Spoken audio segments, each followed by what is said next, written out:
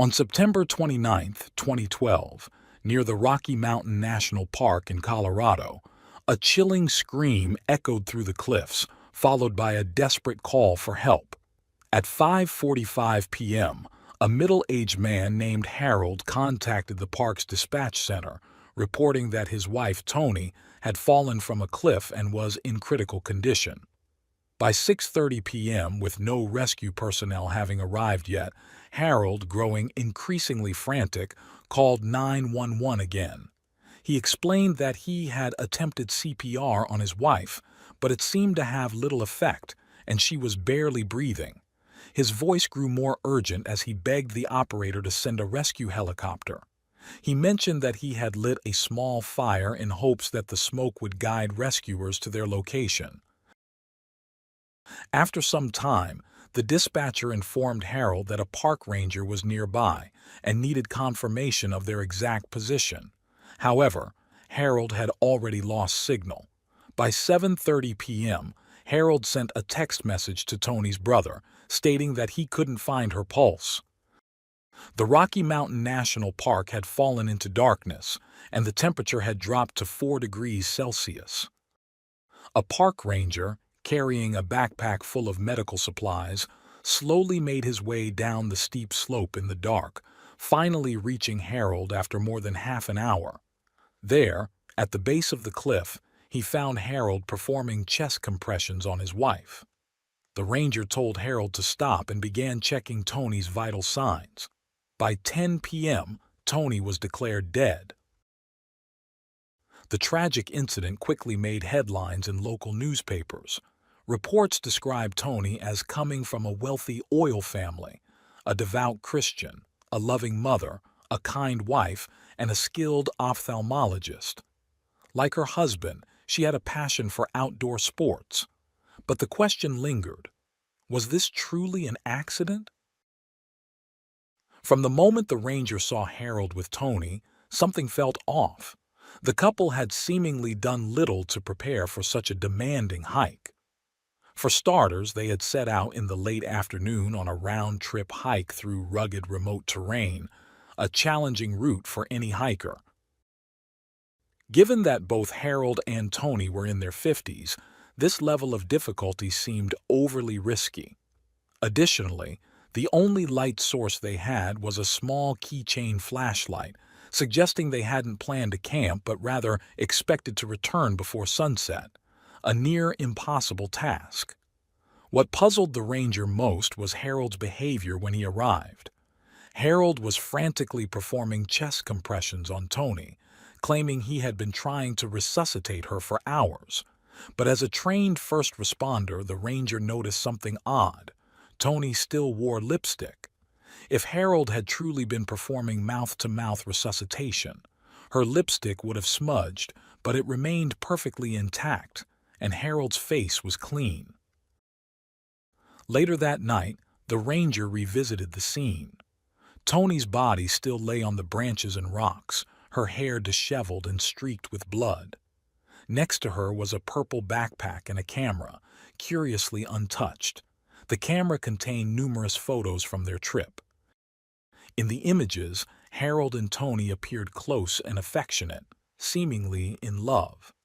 But if their relationship was so strong, why didn't Harold seem more determined to save her? Could this tragic fall have been part of a more sinister plan orchestrated by Harold?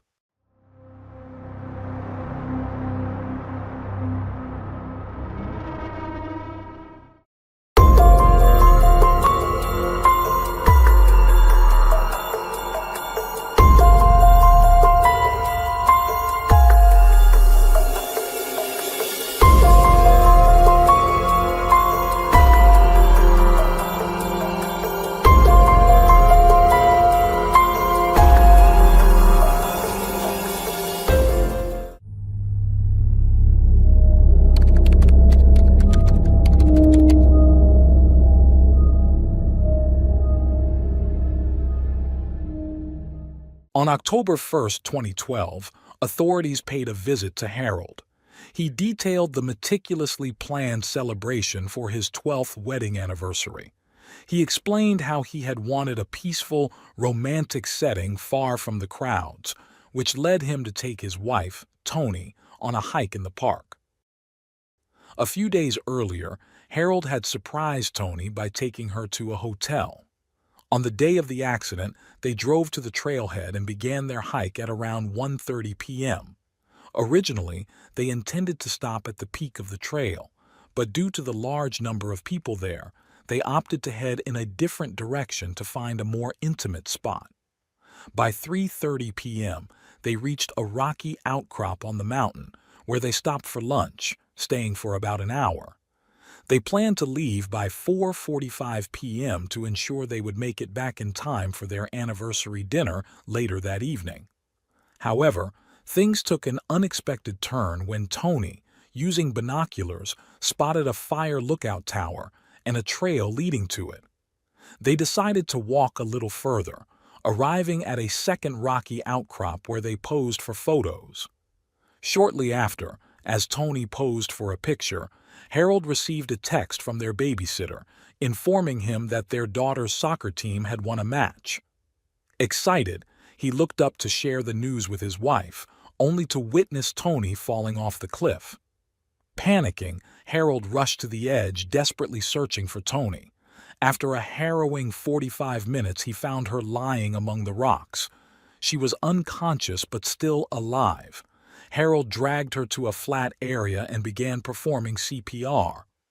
During this process, Toni's head and shoulders brushed against the rocks, leaving bloodstains. Overcome with fear, Harold called for help. As he recounted the event to investigators, Harold spoke in a calm tone, showing no tears or signs of grief in his eyes. The investigators were stunned, pausing momentarily before asking if Toni had life insurance. Harold nodded, revealing there was a $1.5 million policy that would be placed in a trust fund for their daughter. Curious, the investigators searched Harold's Jeep and found a map in the glove compartment, marking various campgrounds and hiking routes in Rocky Mountain National Park. What caught their attention was a small pink X drawn on the map right at the spot where Toni had fallen. When questioned about it, Harold stumbled over his words, claiming he had no idea why the mark was there before hastily dismissing the investigators. Meanwhile, the coroner performed an autopsy on Toni. The report revealed that she had over a dozen fractures throughout her body, but her sternum was intact. This indirectly suggested that Harold had not performed CPR since chest compressions often fracture the sternum. Additionally, the pathologist noticed that Toni was still wearing her wedding ring, but the diamond, valued at $30,000, was missing. The evidence pointed to Toni either falling or being pushed from the cliff, sustaining multiple injuries that led to her death. While the manner of death remained uncertain, homicide could not be ruled out. So, what truly happened to Toni? What transpired between her and Harold? How could a couple that seemed so loving in the eyes of others end up in such a fatal situation? Toni was a highly intelligent ophthalmologist, successful in her career and financially well off. She had her own ophthalmology clinic but was often overwhelmed with work. Her previous marriage had ended in failure, causing her a great deal of stress. Despite this, she still longed for marriage and, even more so, for a child. This led her to turn to online dating websites, where she soon met Harold. In his profile, Harold presented himself as a deacon, geologist, and successful businessman. His interests included music, movies, and outdoor activities such as scuba diving, hiking, and camping. After dating for a few weeks, Harold met Toni's parents. Her father, a wealthy oil and gas businessman, was impressed by his future son-in-law. Harold seemed polite, humble, and genuine. During dinner, he briefly discussed his work as a geologist, but subtly emphasized his involvement in church activities and fundraising efforts, earning the family's approval. Although Harold had lost his first wife, Tony's family respected his privacy and never inquired about the cause of her death. They knew little about Harold, but they agreed to set the wedding date 9 months later. According to local tradition, the groom was responsible for paying for the wedding dinner, but Harold handed the bill to Tony's brother, promising to reimburse him later. The brother was puzzled. If Harold was as wealthy as he claimed, why didn't he cover the bill himself? Nevertheless, wanting to make his sister happy, he paid. Unsurprisingly, Harold never repaid him. On September 30th, 2000, Tony and Harold held a grand Southern wedding in Mississippi. Throughout the event, Harold demonstrated an unprecedented level of control, trying to dictate the entire pace of the wedding. After their marriage, the couple moved to Denver, where Harold claimed to have a thriving business. In 2002, Tony left her hometown for good and moved with Harold to a new home in a luxury Denver neighborhood. 3 years later, she gave birth to their daughter, and the family of 3 lived a seemingly simple, happy life, until 2012, when Tony tragically fell from a cliff and died. It was only after her death that Tony's parents realized how little they truly knew about Harold's business. In fact, they had never met any of his colleagues or clients. They vaguely recalled Tony mentioning that she was the family's primary breadwinner, as Harold contributed little financially. At the time, they assumed Harold's business was struggling, and they sent their daughter some checks to help out. But now, looking back, they wondered if Harold was truly the successful businessman he claimed to be. As police investigations revealed, Harold had no work history and had never earned a penny. All his expenses had been covered by the $600,000 settlement he received after his first wife's death. Furthermore, Tony's family reported that Harold had been extremely controlling, deliberately preventing Tony from contacting them. Whenever they called to speak with her, Harold made excuses, claiming Tony was busy, or insisted on putting the phone on speaker while he listened in. Tony occasionally argued with Harold, but he would threaten her, saying, "If you dare complain to your parents, I'll divorce you." Tony, unable to bear the thought of another failed marriage, endured Harold's behavior. Yet, his control over her seemed relentless. It's worth noting that Tony experienced a strange incident just before her fatal fall. On May 28, 2011, while on vacation, Harold suddenly called Tony to step outside the cabin. As she was about to exit, she noticed something had fallen onto the deck and bent down to inspect it. At that moment, a large piece of wood fell and struck her neck, causing her to collapse and become temporarily paralyzed. Fortunately, an ambulance arrived in time to take Tony to the hospital. Tony was terrified. She realized that if she hadn't bent down, the piece of wood would have hit her head. She recounted the incident to her mother, who was deeply worried and urged Tony to hire a private investigator to look into Harold. But Tony refused, insisting, "He's my husband. I must trust him unconditionally." Later, Tony's mother told the police that when she heard her daughter had fallen from a cliff, her suspicions immediately turned to Harold. She explained that Tony had been an excellent athlete in school, but a serious knee injury from a sports competition had led to 2 surgeries. If Harold truly loved Tony, he would have been aware of her physical limitations and taken better care of her. How could he not know that his wife had knee problems and couldn't walk long distances? At Tony's funeral, Harold changed his story, claiming that she had accidentally fallen while taking pictures of wild turkeys. Many observed that he appeared distressed and agitated after the service. However, friends of the couple noted that most of Harold's anxiety was due to the ongoing police investigation into Tony's death, and rightly so. Throughout October, police interviewed Tony's friends and family. One friend mentioned that Harold was controlling and resisted Tony socializing without him. When she went out, he followed her like an annoying shadow. Tony's only respite was when Harold occasionally left on supposed business trips to unknown destinations. The investigation also uncovered a startling detail. The life insurance policy Harold claimed was worth $1.5 million was actually much higher. Tony had multiple policies, all of which named Harold as the trustee, with a total value of nearly $4.7 million. But if Harold's motive was money, Tony was far more valuable alive. Her family's oil business was thriving, and her inheritance would be worth much more than a few $1,000,000. One friend recalled that about a year before the incident, during a gathering, Tony seemed exhausted and in low spirits. It was clear her marriage was unhappy. She confided in her friends that Harold was obsessed with controlling the family's finances. Their conversations revolved around money, leaving no room for anything else.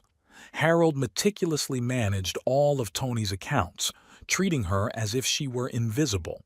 His focus was solely on their finances and their daughter. At one point, Tony's father noticed something strange. Tony had some shares in the family business, generating annual dividends of around $24,000. 18 months before the accident, Tony had received $320,000 from a lawsuit related to a travel incident. However, her father discovered that all of that money had ended up in Harold's account. He angrily confronted Tony, asking why she didn't have her own account and why her finances weren't separate from her husband's. After this confrontation, Tony finally opened her own bank account. But Harold's need for control only intensified, pushing Tony to the brink of collapse. The next logical step could have been divorce, but Harold wasn't about to let go of his cash machine that easily. From Harold's perspective, Tony opening a bank account and saving money signaled her growing independence and possibly her intent to leave him. However, if Tony died, Harold would directly gain the $4.7 million from her life insurance policies. In summary, based on the current investigation results, it seems highly probable that Tony was murdered. And even worse, before Tony, Harold had another wife who had tragically died in a car accident. But did his first wife really die by accident? Let's rewind to the night of May 6, 1995, at 10:25 p.m. A passerby spotted a Jeep parked at an intersection on Highway 67 with a man crouching beside it, attempting to resuscitate a woman lying on the ground. That man was Harold. The woman on the ground was his first wife, Lynn. At Harold's request, the passerby called emergency services. The police soon confirmed that Lynn was dead. According to Harold, while driving, he noticed a flat tire. He used 3 jacks to lift the car and change the tire. While removing the flat tire and placing it in the car, he suddenly heard his wife scream. Lynn had spotted a bolt roll under the car and had bent down to retrieve it. The car then slipped off the jacks, trapping her underneath and causing fatal mechanical asphyxiation. Harold claimed he tried everything to free his wife and perform CPR, but it was too late. The police investigation found no anomalies at the scene, and the autopsy confirmed that Lynn's death was due to the car slipping and crushing her. The police classified it as an accidental death, with no suspicion linking Harold to Lynn's death. Their marriage had seemed happy, and even Lynn's parents believed Harold was an innocent, grieving widower. The report on Lynn's death remained filed away until 17 years later, when Tony, Harold's second wife, tragically fell to her death. When the police reopened Lynn's case, the parallels were too striking to ignore. 2 wives with substantial life insurance policies, both dying under unusual circumstances in remote areas, with Harold as the sole witness. The suspicions against him were overwhelming. According to internal sources, Harold had married his first wife, Lynn, in September 1982 in Colorado. At the time, Lynn worked as a daycare teacher while Harold pursued a master's degree and worked part-time as a consultant. Although the specifics of his job remain unclear, Lynn and Harold appeared to be the perfect couple to outsiders. Their only regret was not being able to have children. Lynn adored kids and often played with them at family gatherings. Shortly before the accident, Lynn had happily informed her family that she was pregnant and expected to have her own child soon. Tragically, that joy was short-lived. At Lynn's funeral, relatives from across the country gathered around Harold offering comfort and support. No one suspected Harold, given the genuine grief he displayed. Lynn's father even held Harold's hand as they sat together on a bench.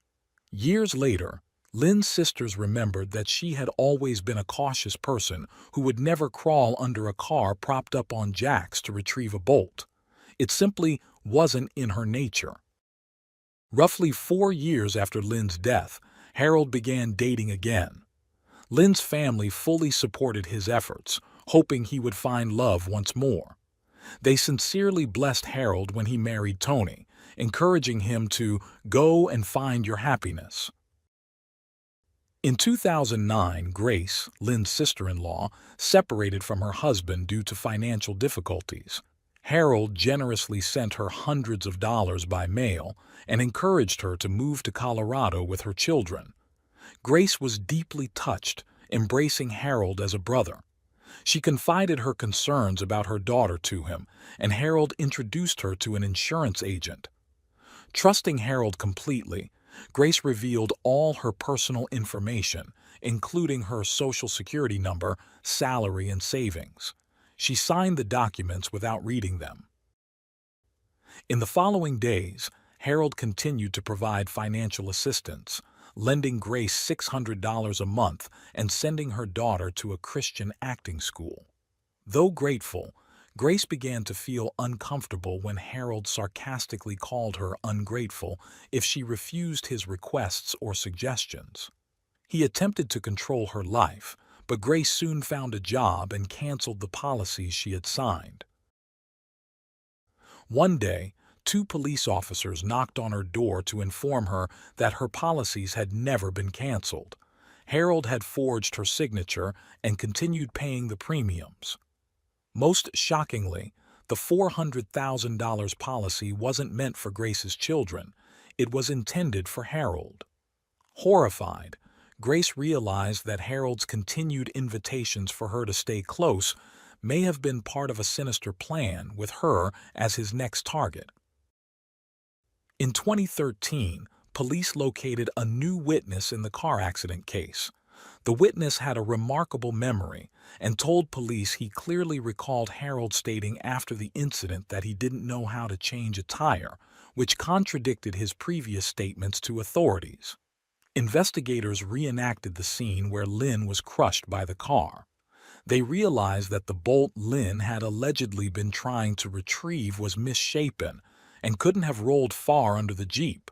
In other words, someone must have deliberately thrown the bolt underneath. Additionally, when the police used a similar jack to lift the Jeep and tried throwing various tires into the back seat to see if the vehicle would fall off the jack, it didn't budge. The only way the Jeep could have fallen was if someone had approached the passenger side and pushed it hard. Coincidentally, photos from the scene showed a distinct footprint on the passenger side.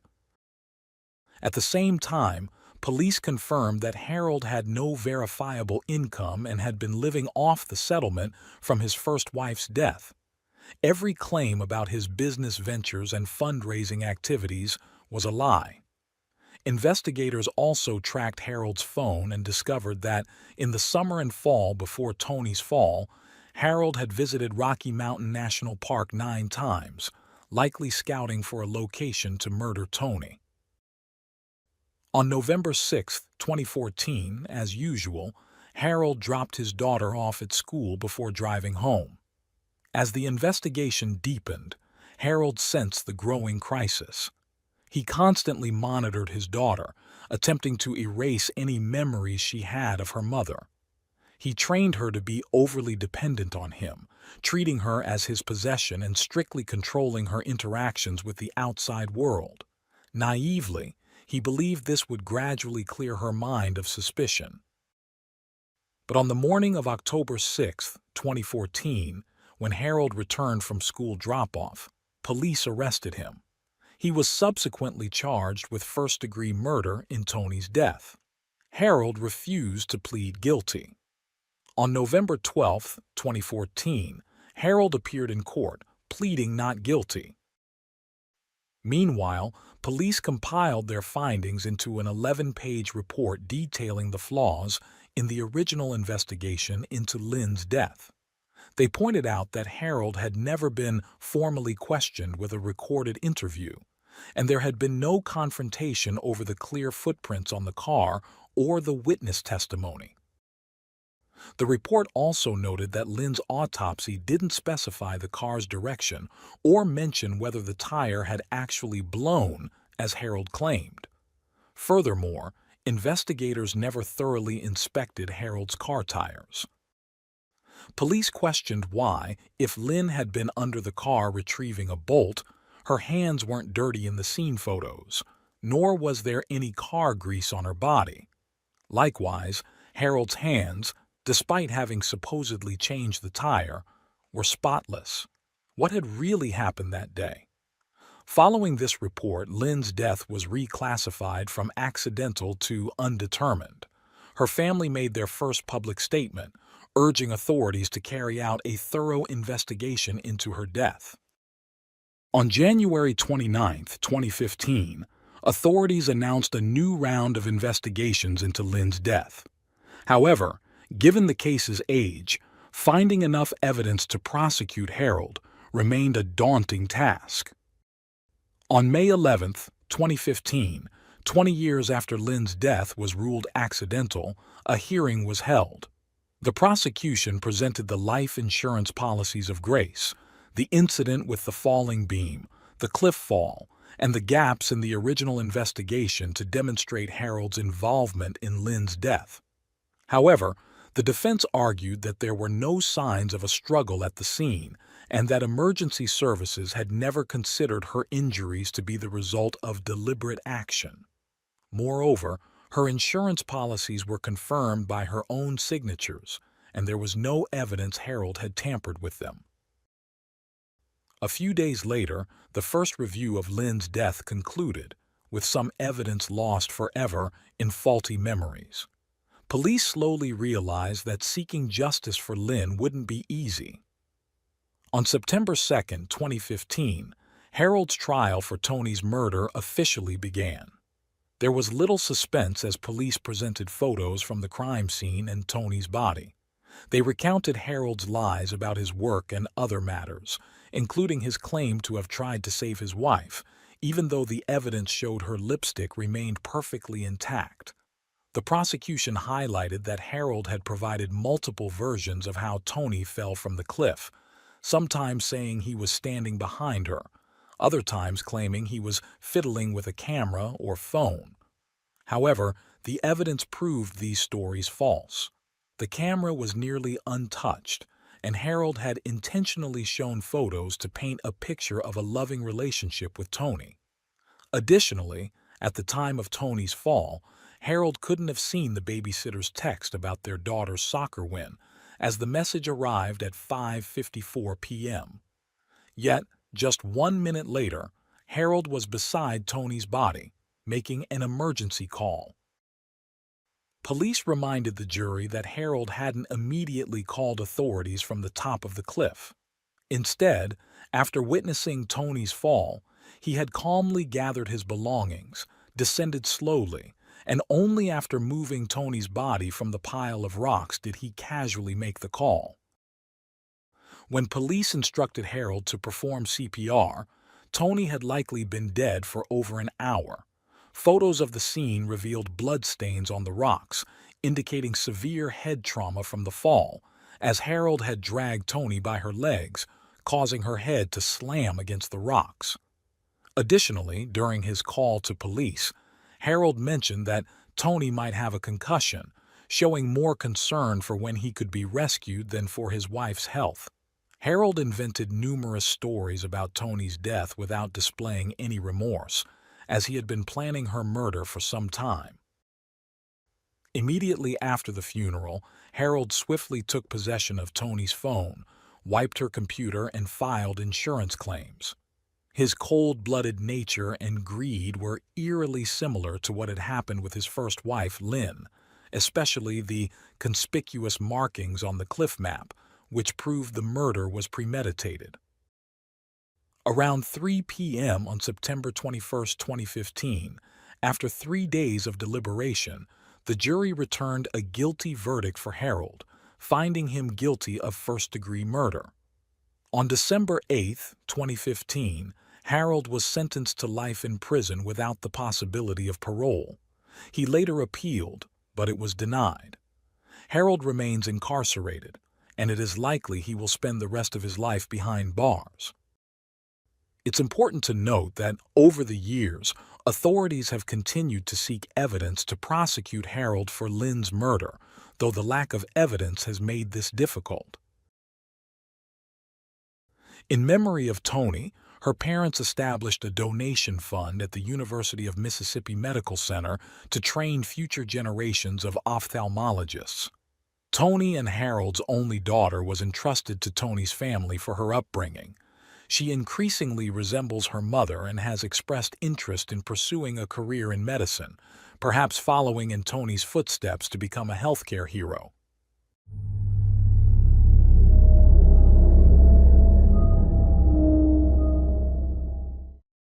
Thanks for tuning in to Unreal True Crime. If you're intrigued by mysteries from around the world, check out our new channel, Latin Crimes, where we dive into the gripping true crime stories of Latin America. Don't miss out. Subscribe now for more thrilling investigations.